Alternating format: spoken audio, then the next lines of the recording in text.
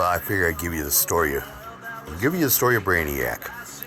This is his brother, Bart, his brother, BOBOLULU, and my tiny Tina. She's the ballerina. She's got the golden eyes. She's just like her mom, but she's tiny.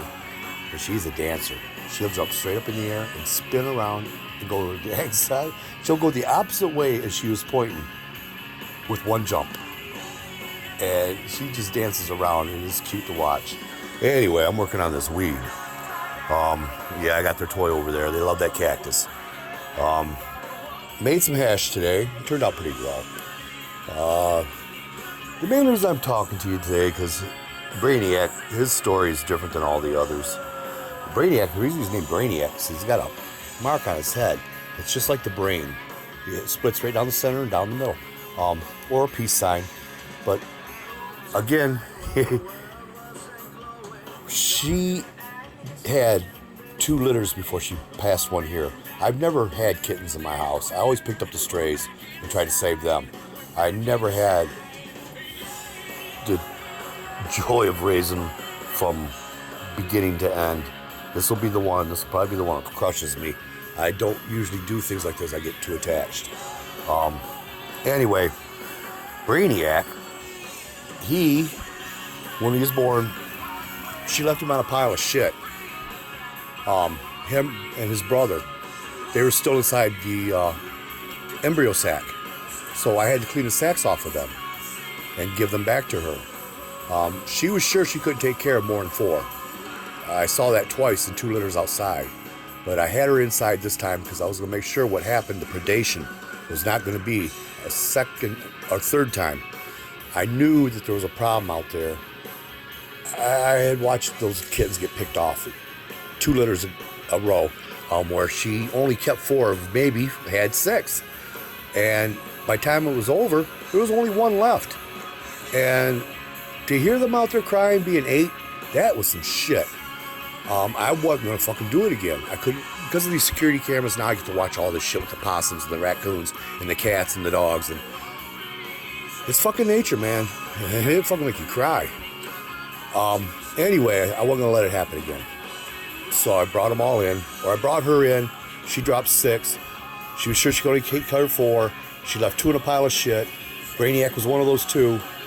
I always made sure I knew the ones that she left behind.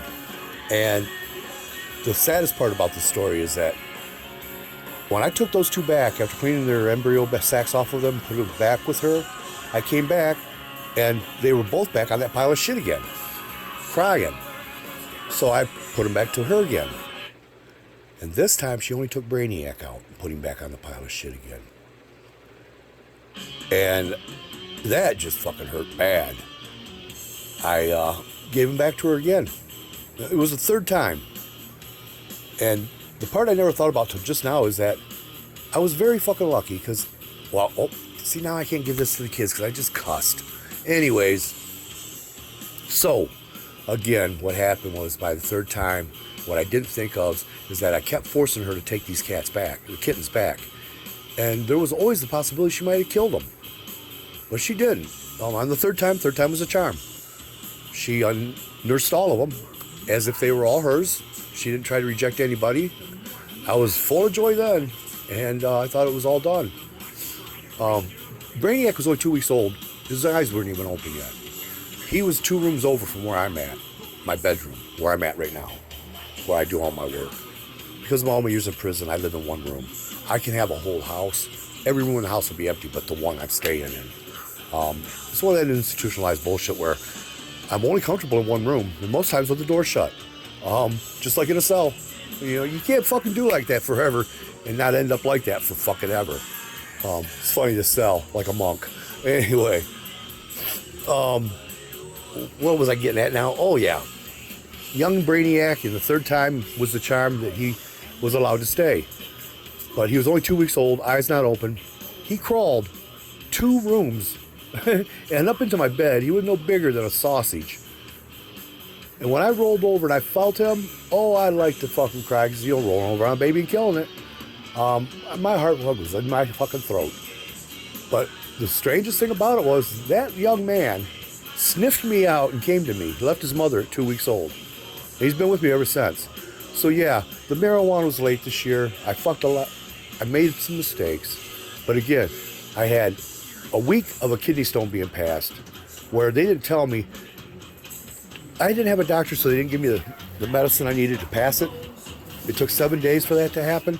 So I went through 7 days of hell, not sleeping, not eating, not doing much anything but drinking, praying. Because I laid in this bed crying, sometimes 2 days in a row.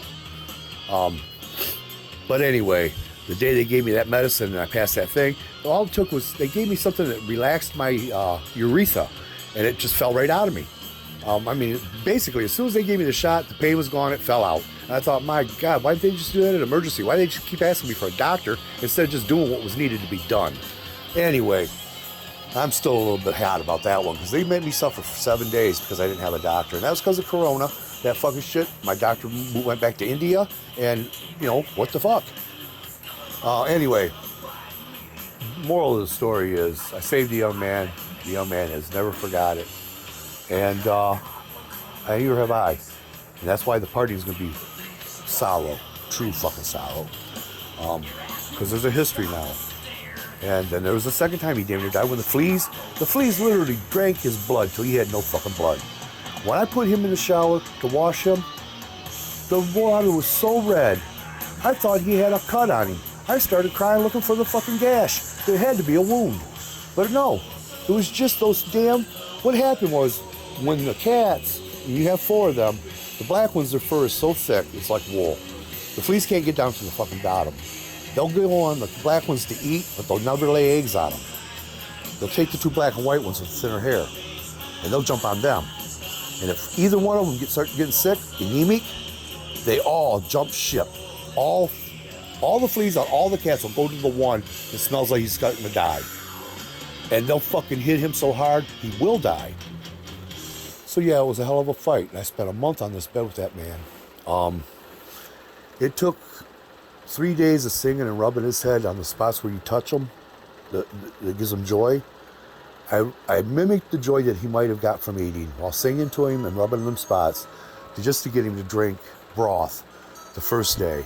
Because he hadn't eaten in damn near a week or drank when this happened. When I finally fucking figured out what was going on here, it was never too late. So yeah, because the litter box that 1 week, every turd in it was black. I knew somebody was passing blood. I didn't realize it was all from Brainy. And anyway, so, oh God, when he fell down and I didn't know what, and he started crying to me, looking at me, you know how a cat usually goes and hides for death? He did that one time. I rubbed him and sang to him, and he came out and fell flat on his face in front of me. He told me he didn't want to die. So, again, I laid on this bed with him for the first 3 days because he couldn't move and he couldn't eat and he couldn't fucking drink unless I touched him and rubbed him and sung to him. And in 3 days, I had him strong enough to where he could pull his head up off the ground, and he started eating baby food. It took 3 weeks before he was up walking again. I came so close to losing him after saving him. Well, I was so angry I wanted to kill the world. I was going to take it out on somebody. I'm glad I didn't lose him because I might have lost my fucking mind. Grief is something you never want to catch me in because I've been known to rip the walls out and rip the roof off just because. Anyway, y'all have a good day.